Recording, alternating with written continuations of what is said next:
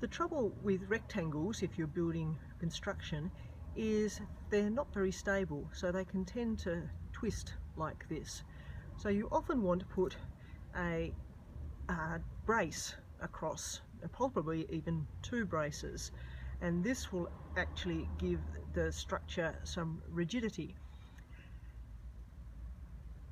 In the middle, these need to be joined quite firmly at the corners, but in the middle is where we put our diagonal lashing, and it just stops these 2 spars from springing apart. As you can see here, I've put the braces on and everything is a whole lot more stable. There's no tendency for that rectangle to change its shape very much. These are in fact the patented wire tie lashings, designed for working with bamboo skewers, but I wouldn't recommend building a tower or a bridge out of these because it's just not going to work. Oops, I actually need that back again. What I need to show you is, now that we've got this, we can see where this crossover point is, and that's where our diagonal lashing is going to be.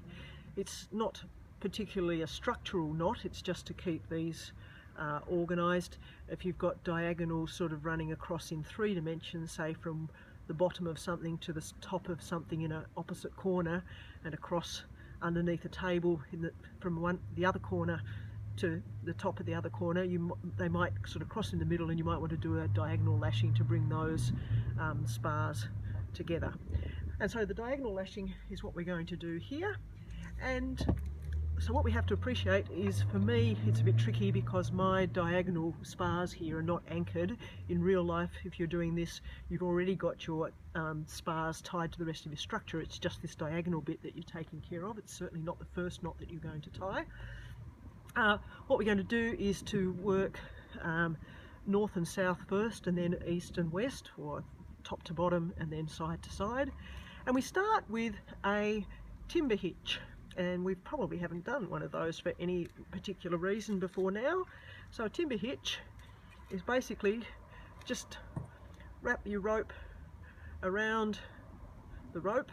So we've gone around the spars first, but then you just wrap the rope around itself here, and now just bundle that up a bit more, twist a few times.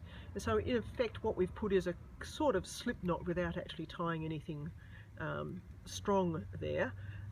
This is just, we can slide it and tighten it, and so this can tighten these together. And if you've got a bundle of sticks that you're wanting to carry, a timber hitch can be tied around that bundle of sticks, and you just tighten it and sling the sticks over your shoulder.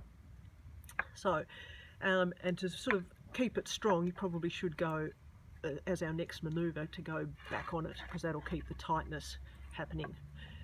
So if we count this, what we've made already, as 1 wrapping turn, we need to do 2 more wrapping turns. So there are a total of 3 wrapping turns here.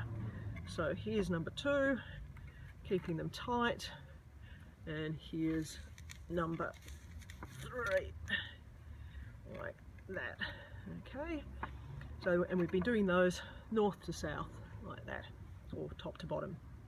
And now we're going to run left to right, east to west if you're navigating, but technically left to right's actually better, because normally we'd be doing this probably made on the vertical rather than on the flat like I've got it.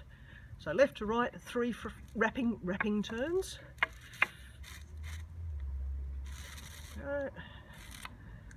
2, and as tight as we can. And anyone who's not done scouty type things, this is probably what they'd attempt to tie for a square lashing, but it's no good for structural stuff because things can still twist. Okay, and square lashings are designed to stop that twisting. So there we've got our 3 wrapping turns, top to bottom, left to right.